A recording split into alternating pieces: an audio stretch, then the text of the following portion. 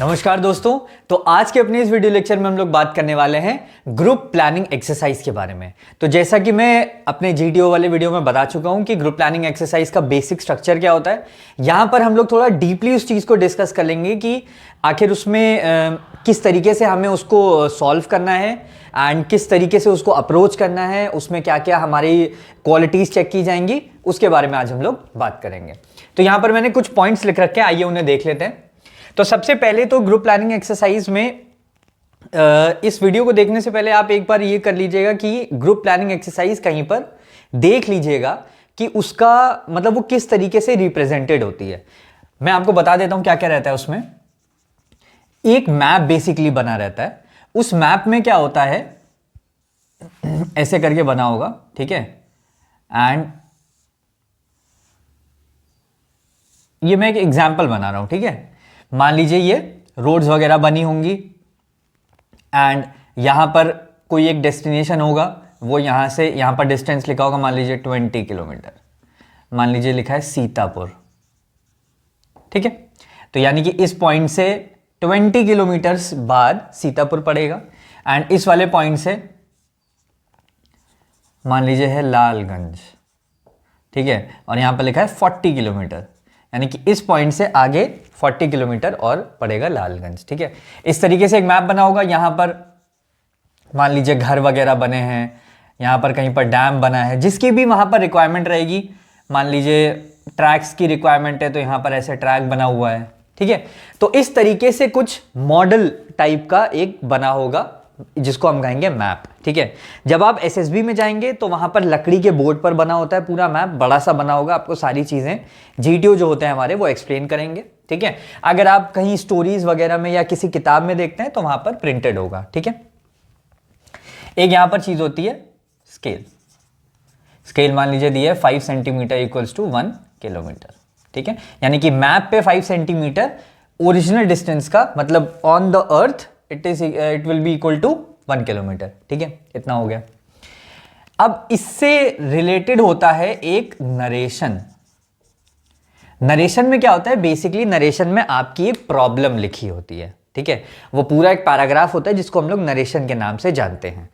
जिस पैराग्राफ को आपको आपके जीटीओ पढ़ के सुनाते हैं और उसमें कई तरीके की प्रॉब्लम्स होती हैं, उसको आपको फाइनली सॉल्व करना होता है पूरे ग्रुप को मिलकर, ठीक है। तो ये एक छोटा सा मैंने आपको आइडिया दे दिया कि जीपी में क्या होता है, ठीक है। मैप हो गया, नरेशन हो गया। नरेशन का एक पेज आपको प्रिंट आउट के रूप में भी दिया जाएगा और उससे पहले जीटीओ आपको पढ़ के सुनाएंगे। उसके बाद जब आप जीटीओ को सुन चुके होंगे पूरा अच्छी तरीके से, देन आपको वो पेज दिया भी जाएगा जिसमें से आप खुद इंडिविजुअली पढ़ सकते हैं, सबको दिया जाएगा, ठीक है, एक एक पेज।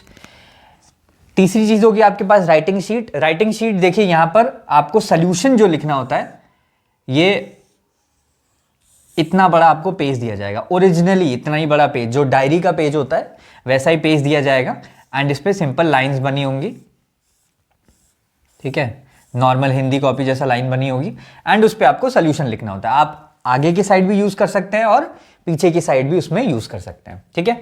और एक पेन दिया जाएगा।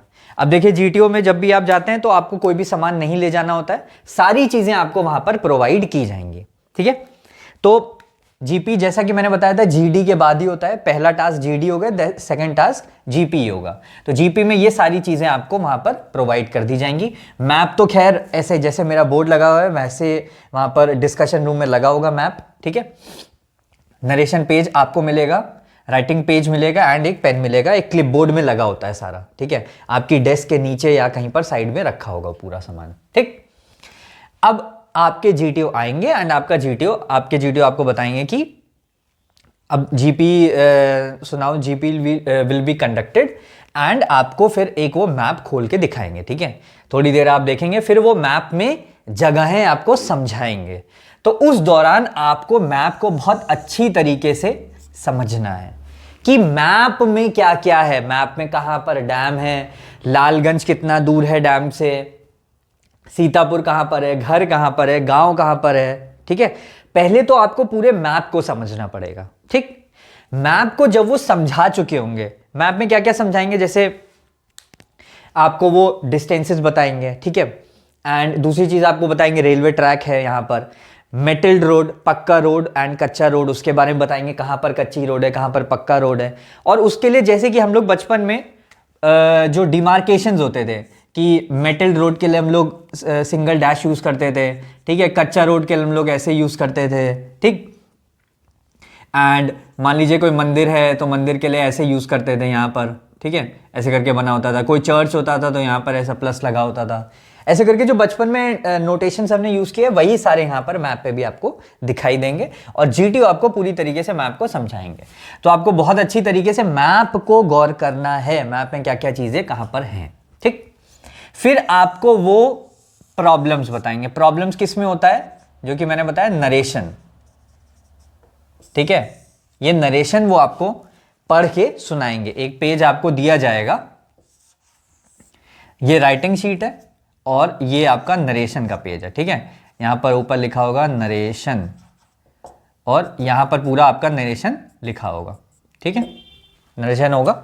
और यही जीटीओ आपको पढ़ के सुनाएंगे एक बार। वो कहेंगे कि इस नरेशन को आपको ध्यान से सुनना है क्योंकि वो नरेशन को रिपीट नहीं करते हैं, ठीक है। तो नरेशन को आपको ध्यान से सुनना है, उसी नरेशन में आपकी प्रॉब्लम्स दी होंगी, ठीक। अब आ जाते हैं, फिर दिया है रीडिंग नरेशन।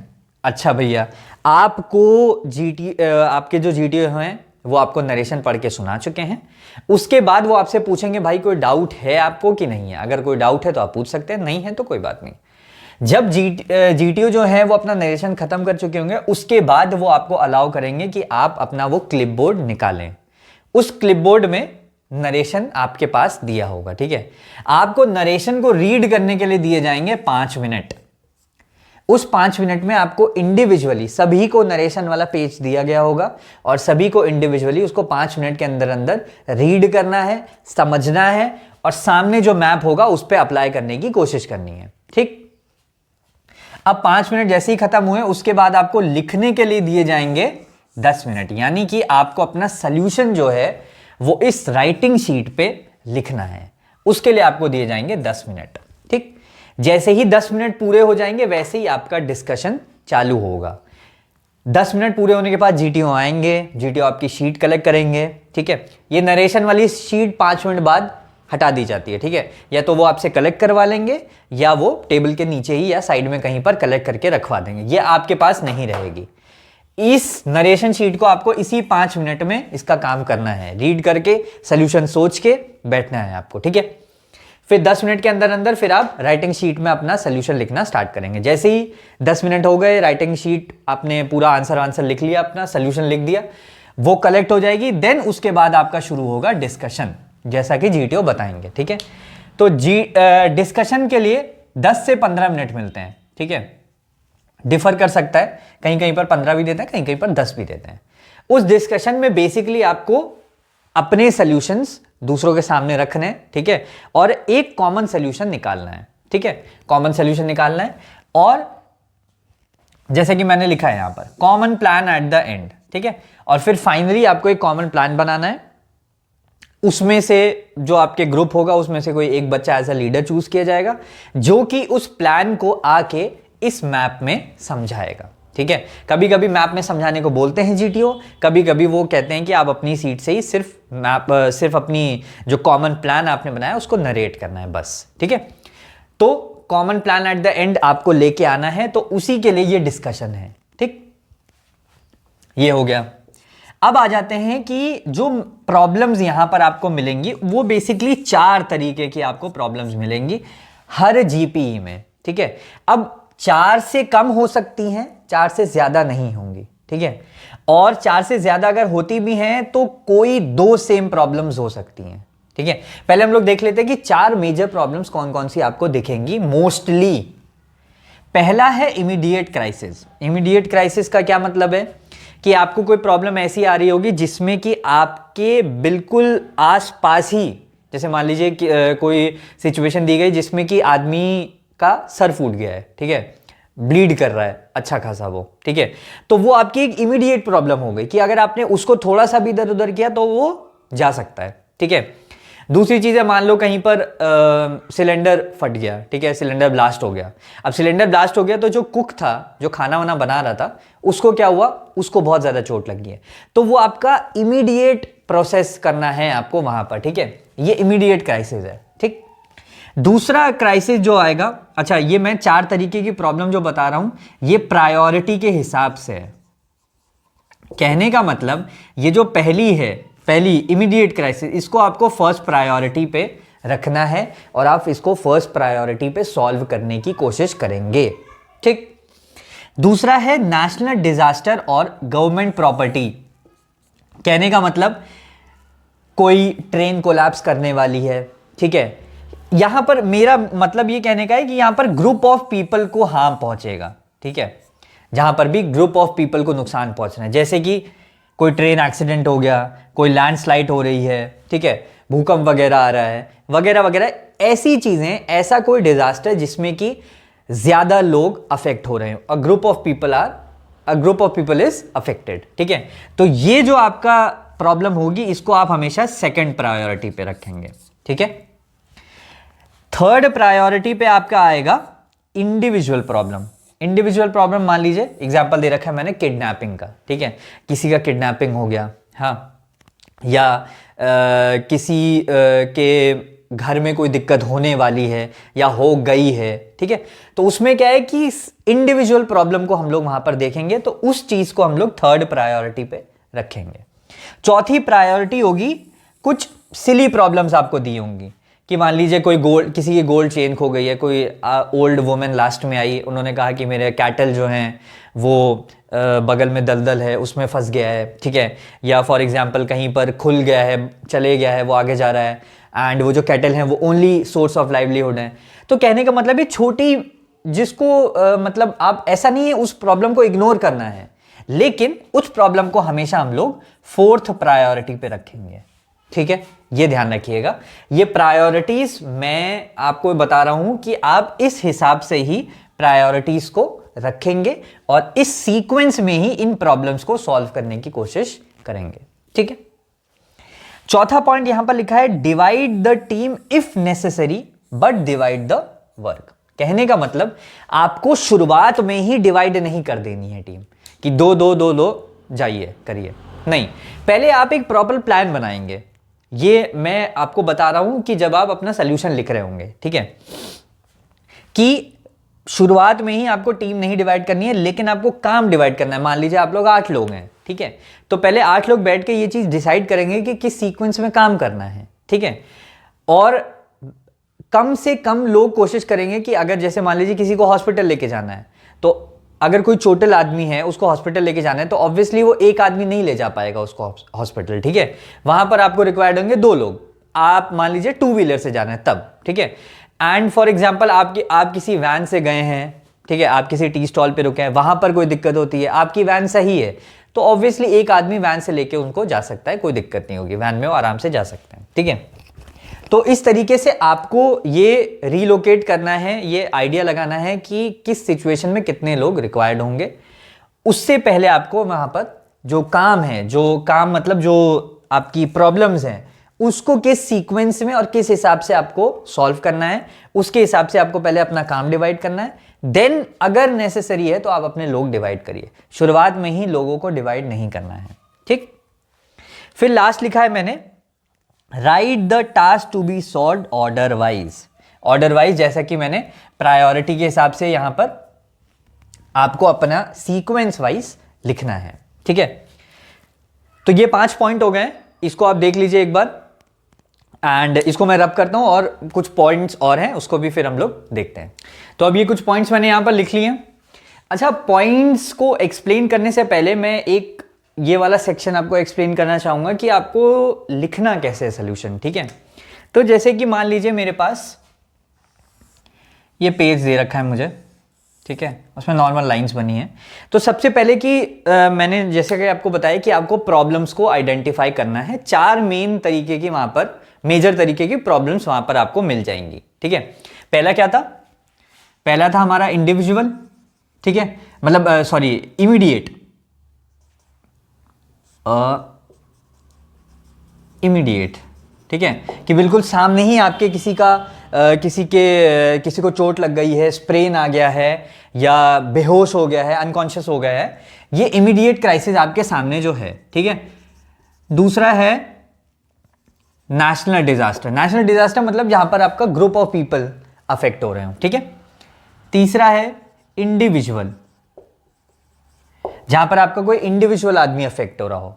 एंड लास्ट आएगा आपका सिली या एनिमल रिलेटेड प्रॉब्लम्स। ठीक है, किसी का जानवर फंस गया है, जानवर चले गया है, गोल्ड चेन लॉस्ट हो गई है, पर्स लॉस्ट हो गया है, वगैरह वगैरह। तो ये 4 तरीके की मेजर प्रॉब्लम हो गई, आपको इनको आइडेंटिफाई करना है और इसको प्रायोरिटी वाइज यहां पर आप लिख सकते हैं कि वी द ग्रुप ऑफ 8, यहां पर आपने लिख दिया we the group of 8 people have identified 4 major problems. ठीक है, फिर आपने लिखा 4 मेजर प्रॉब्लम्स, 1 2 3 4, छोटा छोटा, ये तो छोटा ही लिखना पड़ेगा आपको क्योंकि बहुत ज़्यादा स्पेस नहीं होता है वहाँ पर, है ना।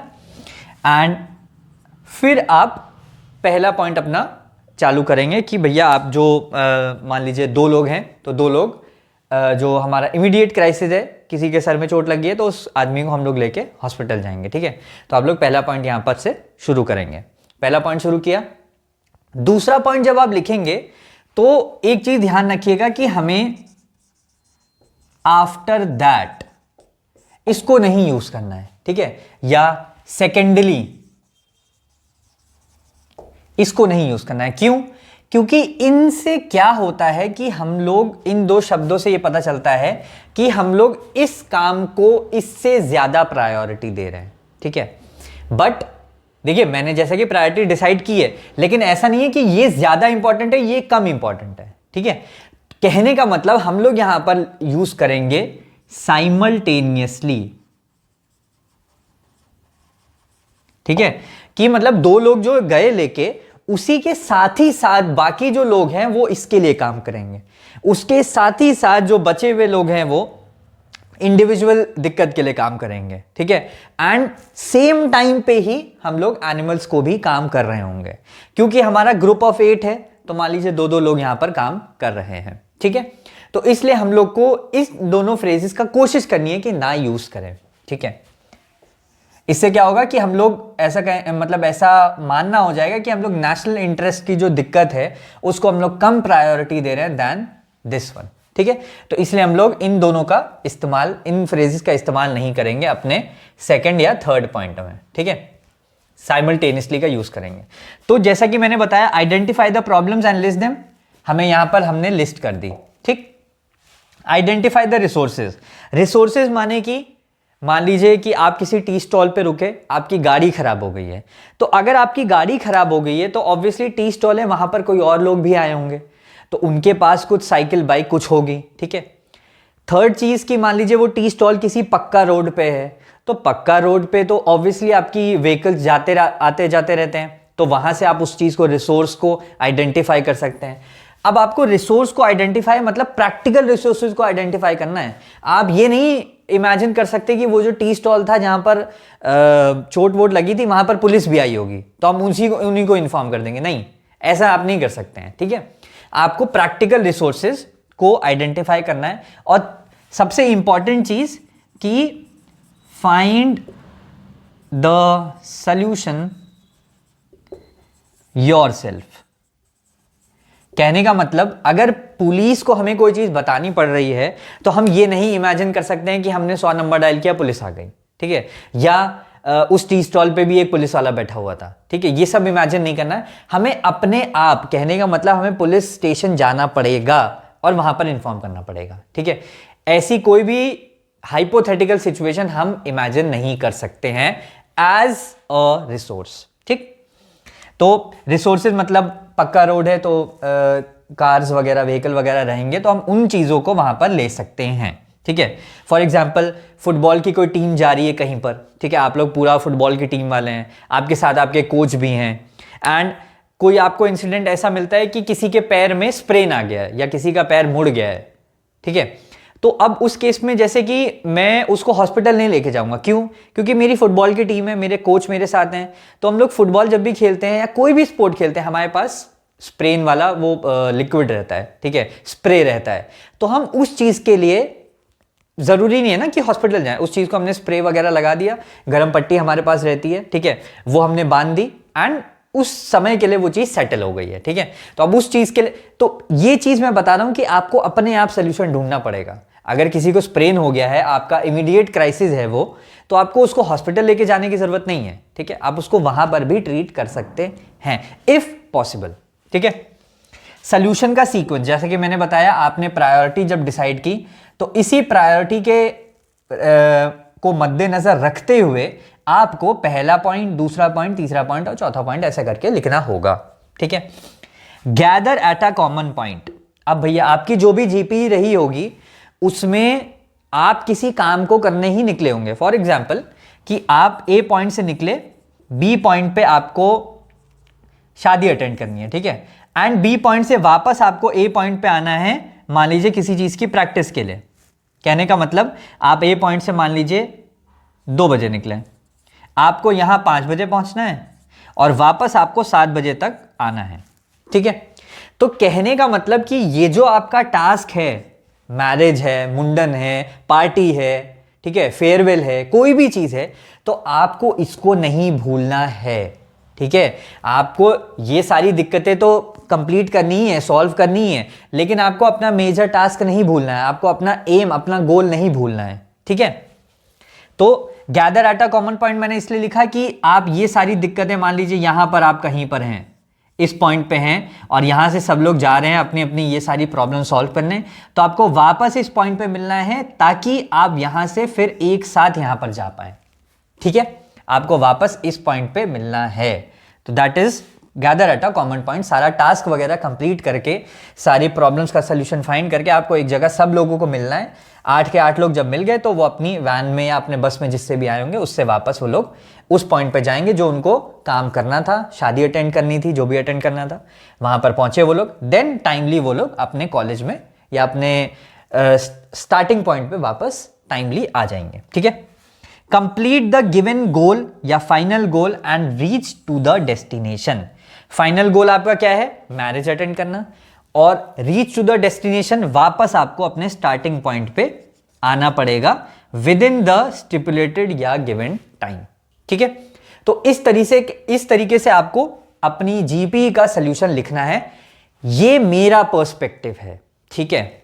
अब कई बच्चे ऐसे होते हैं, जैसे मान लीजिए ये शीट दे रखी है, ठीक है, ये शीट दे रखी है, कई बच्चे इसमें ऐसे करते हैं कि ये डिवाइड कर लेते हैं ऐसे करके शीट, और इस शीट को टर्न कर लेते हैं। टर्न मतलब कुछ ऐसी दिखेगी फिर ये शीट, ठीक है, और यहां पर वो लोग सॉल्यूशन, ये पहली प्रॉब्लम ऐसे करके, ये दूसरी प्रॉब्लम और ये तीसरी प्रॉब्लम, एंड फिर बैक साइड में चौथी प्रॉब्लम और फिर कंक्लूजन, ठीक है। आप ऐसे भी लिख सकते हैं, कोई दिक्कत नहीं है। वहां पर कोई ये नहीं कहेगा कि आपको सीधा ही लिखना है या स्लांटिंग ही लिखना है, आप किसी भी तरीके से लिख सकते हैं, बस बशर्ते कि आपकी राइटिंग साफ होनी चाहिए, आपका सॉल्यूशन कंप्लीट होना चाहिए, उसमें टाइम का इंक्लूजन, टाइम एंड डिस्टेंस, कि भैया अगर आप सी पॉइंट पे हैं, ठीक है, एंड सी पॉइंट से यहां पर डिस्टेंस है मान लीजिए 20 किलोमीटर, तो आपको एक अप्रॉक्सीमेट टाइम कैलकुलेट करना पड़ेगा ना कि भाई हम लोग आधे घंटे में या 15-20 मिनट में यहां पर पहुंचेंगे। तो वो जो टाइम और वो जो डिस्टेंस है वो आपको अपने स्टेप्स में, ये जो स्टेप्स आप लिखेंगे इसमें इंक्लूड करना पड़ेगा। कि अगर आपका कोई इमीडिएट क्राइसिस है, उसके सर पे चोट लग गई है, आप उसको हॉस्पिटल लेके जाएंगे, मान लीजिए हॉस्पिटल वहां से 10 किलोमीटर दूर है, तो आप 15 से 20 मिनट में वहां पहुंचे, ठीक है, आपने दिखाया, आपने सब कुछ किया, देन आप जब वापस आए तो आधा घंटा बीत चुका होगा, तो वो आधे घंटे का मेजरमेंट आपको इस अपने सोल्यूशन में लिखना पड़ेगा, ठीक है। तो इस तरीके से आप सोल्यूशन लिख सकते हैं। आप नॉर्मल भी सोल्यूशन लिख सकते हैं, जैसा कि पॉइंट वाइज मैंने बताया, आप इस तरीके से भी लिख सकते हैं, वो आप पर है, ठीक है, वो आपकी चॉइस है, वो आपको जैसा अच्छा लगे वैसा लिखिए, ठीक है। एंड बस चीज ये है कि सोल्यूशन साफ होना चाहिए। और स्टार्टिंग में मेरा ऐसा मानना है कि स्टार्टिंग में आप अपने सारे जो भी दिक्कतें हैं, जो भी प्रॉब्लम्स हैं वहां पर, वो आपको वहां पर मेंशन कर देनी है। और आपको ये जरूर मेंशन करना है कि हमारे पास टाइम कितना है। लास्ट में जीपीई का जब लास्ट होता है तो उसमें एंडिंग में लिखा होता है इट इज नाउ 2:30 PM, ठीक है, कि अभी 2:30 बज रहा है, अब आप क्या करेंगे। ठीक है, तो यहां पर आपको मेंशन करना पड़ेगा the present time is 2:30 PM, we are the group of 8 people, the time is 2:30 PM and we have found out 4 major problems. ठीक है, तो ऐसे करके आपको यहां पर अपनी भाषा में, अपनी इंग्लिश जैसा भी आपको अच्छा लगे वहां पर पॉइंट लिख लेना है। ठीक है, तो ये सारा राइटिंग का मटेरियल हो गया। How to write the solution ये पूरा कंप्लीट हो गया। ठीक है, अब मेरे बचे हुए जो पॉइंट्स थे वो मैं बता देता हूं, सारा एक्सप्लेन कर ही चुका हूं, वो यहां पर आपको इजी पड़ेगा। ठीक है, right the solution in points, जैसे कि मैंने बताया पॉइंट्स में आपको लिखना ज्यादा बेटर होगा। कई बच्चे पैराग्राफ में लिखते हैं, पैराग्राफ में क्या होता है कि आपको वो क्रिस्पनेस नहीं मिलती है सोल्यूशन में। ठीक है, जब भी आपके जो जीटी ऑफिसर होंगे वो पढ़ेंगे तो उतनी क्रिस्पनेस, या कोई भी पढ़ेगा तो अगर पॉइंट वाइज लिखा है कि पहली प्रॉब्लम ये है, इसको मैंने ऐसे सॉल्व किया, देन साइमल्टेनियसली मैंने ये किया, देन ये किया, तो उससे क्या होगा कि क्रिस्पनेस होगी, आपको पढ़ने वाले को पता चल जाएगा कि भाई इसने ये 4 प्रॉब्लम है और इसको इस तरीके से इसने सॉल्व किया है। ठीक है, तो मेरे हिसाब से पॉइंट्स में लिखना ज्यादा बेटर है। आपको पैराग्राफ में लिखना है, पैराग्राफ में लिख सकते हैं, लेकिन क्योंकि हमें टाइम कम है, 10 मिनट ही है लिखने के लिए, तो पैराग्राफ में स्टोरी लिखने से बेटर है कि आप पॉइंट वाइज सारा मार्क आउट कर दें। ठीक है, नेवर मिस द गोल बता दिया मैंने। ठीक है, आपको आपका गोल जो मैरिज अटेंड करना था, जो पार्टी अटेंड करनी थी, वो नहीं भूलना है, चाहे वो कितना भी आप ये कहें कि वो कितना भी अनइंपॉर्टेंट टास्क हो। ठीक है, लेकिन आपके लिए उस समय वो इंपॉर्टेंट है। अब मान लीजिए मैरिज अटेंड करनी, कई बच्चे कहेंगे ठीक है नहीं जाएंगे मैरिज अटेंड करने, हमारा कॉलेज का जो फेस्ट है, जो कॉलेज का यहाँ पर हमें वापस आना है जिस काम के लिए, या मान लीजिए किसी उसमें से 8 लोगों में से किसी एक बच्चे की ट्रेन है, ठीक है 8 बजे, तो आपको वापस आना है, तो वो टास्क ज़्यादा इंपॉर्टेंट है, शादी में जाना नहीं इंपॉर्टेंट है। लेकिन ऐसा आपको वहाँ पर नहीं करना है। ठीक है, आपके लिए ये टास्क भी इंपॉर्टेंट है और ये टाइम भी इंपॉर्टेंट है। तभी इसी स्टिपुलेटेड टाइम में जब आप सोल्यूशन निकालेंगे तभी तो आपका टाइम मैनेजमेंट देखा जाएगा। ठीक है, नेवर मिस द गोल बता दिया मैंने। Calculate the time and distance very carefully. ठीक है, हवा में कैलकुलेट नहीं करना है। मैप में क्या होता है कि जब आपको बड़ा सा मैप वहां पर दिखाई दे रहा होगा तो उसमें कैसे डिस्टेंस कैलकुलेट करेंगे, वहां पर जा तो सकते नहीं है कि आप स्केल से नाप रहे हैं, तो आप एक इमेजिनरी पॉइंट कि आपने दूर से देखा, तो आपने मान लीजिए इस चीज का आपने मेजरमेंट लिया, ये चीज का। ठीक है, आप अपना ये देख लीजिएगा, मेरा 20 सेंटीमीटर आता है समथिंग, तो ये जो पूरा है इसमें आपको कैलकुलेट करना है कि हाँ भैया आपका ये मान लीजिए 20 सेंटीमीटर है, तो आपने दूर से इमेजिन किया कि ये पॉइंट है एंड दिस मान लीजिए 3 बार आ रहा है ये। ठीक है, तो 3 बार मतलब 60 सेंटीमीटर हो गया। 60 सेंटीमीटर अब मान लीजिए कि आपकी स्केल जो भी दे रखी है उसके हिसाब से आप 60 सेंटीमीटर के लिए मान लीजिए 20 किलोमीटर आता है। ठीक है, तो वो अप्रोक्सीमेट डिस्टेंस वो 20 किलोमीटर आप मान सकते हैं। 20 किलोमीटर के लिए मान लीजिए आप बाइक से जा रहे हैं तो आपको कितना टाइम लगेगा, 15 से 20 मिनट। ठीक है, एंड मान लीजिए कि आप साइकिल से जा रहे हैं तो आपको थोड़ा और ज्यादा टाइम लगेगा, 30 मिनट लग सकते हैं। ठीक है, 30 से 40 मिनट। तो ये चीज आपको वहां पर केयरफुली कैलकुलेट करना है। ठीक है, थोड़ा बहुत आप गेस वर्क कर सकते हैं कि हाँ ठीक है दूर से इतना ही पता चल रहा है, लेकिन 20 किलोमीटर का आप 50 किलोमीटर नहीं कर सकते हैं। ठीक है, या 20 किलोमीटर का 5 किलोमीटर नहीं कर सकते हैं, ये चीज ध्यान रखनी है। ठीक है, एंड 20 किलोमीटर आप 5 मिनट में पहुंच जा रहे हैं, ऐसा भी पॉसिबल नहीं है। ठीक, तो ये सारे जो कैलकुलेशंस हैं ये थोड़े से प्रैक्टिकल कैलकुलेशंस होने चाहिए, बस इतना मेरा कहना है। ठीक, you don't have to do everything by yourself. कहीं पर बहुत भयंकर आग लग गई है, आपको पता चला है, नेशनल डिजास्टर में आ रहा है वो, तो आप जो 8 लोग हैं आप चल दिए फायर एक्सटिंग्विशर उठा के, तो वो चीज पॉसिबल नहीं हो पाएगी। ठीक है, फायर एक्सटिंग्विशर उठाने से पहले सबसे पहले आपका काम यही होगा कि आप उस पर्टिकुलर अथॉरिटी को इन्फॉर्म करेंगे। ठीक है, आपकी पहली प्रायोरिटी होनी चाहिए इन्फॉर्म करना किसी को, फिर भले ही आप थोड़ा बहुत हेल्प करने जा रहे हैं वो चल जाएगा, उसमें कोई दिक्कत नहीं है, बट आपका पहला काम ये होना चाहिए कि आपको हर चीज अपने हाथ में नहीं लेनी है। ठीक है, जो चीज आपका इमीडिएट चीज आपके हाथ में है, ठीक है, एंड एनिमल वाली चीजें आपके हाथ में है, और ये भी कुछ हद तक आपके हाथ में है, होता है इन्फॉर्म करने तक का, ठीक है। इन्फॉर्म करने के बाद वो जो पर्टिकुलर अथॉरिटी होगी वो अपने हिसाब से काम करेगी। आप उनकी हेल्प कर सकते हैं, आप उनको रास्ता बता सकते हैं, आप उनको बता सकते हैं कि चोर वगैरह किस साइड में गए हैं, अगर कोई ऐसी प्रॉब्लम दे रखी है, इतना कर सकते हैं, ठीक है। तो खुद से सॉल्व नहीं करना है, पर्टिकुलर अथॉरिटी को इन्फॉर्म करना है। एंड बी रिसोर्सफुल, ठीक है, कि आपको रिसोर्सेस को मतलब कैलकुलेट करना है, कि आपको देखना है कि भाई वहां पर क्या क्या रिसोर्सेस आपको मिल सकते हैं, ठीक है। तो ये सारी चीजें हो गई हैं, ठीक है। लिखना बता दिया मैंने, टाइमिंग फिर से आपको रिवाइज करा दूं। 5 मिनट आपको रीडिंग के लिए दिए जाएंगे, ठीक है। 10 मिनट आपको लिखने के लिए दिए जाएंगे अपना सोल्यूशन, एंड 10 से 15 मिनट का एक डिस्कशन होगा। डिस्कशन में आपको एक कॉमन प्लान पर आना होता है, कॉमन एक आपको स्टोरी, वहां पर कॉमन एक सोल्यूशन देना होता है।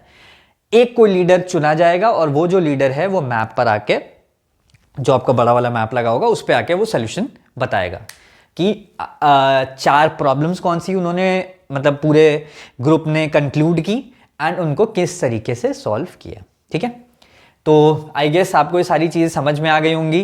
तो ये फिलहाल पूरी वीडियो थी मेरी जीपीई पर, ठीक है। एक मैं और वीडियो बनाऊंगा जिसमें कि मैं एक जीपीई आपको दूंगा और मैं उसमें आपको ये बताऊंगा कि उस चीज को कैसे हम लोग सॉल्व कर सकते हैं या उसका सोल्यूशन क्या हो सकता है, ठीक है। तो फिलहाल आज के लिए इतना ही, थैंक यू।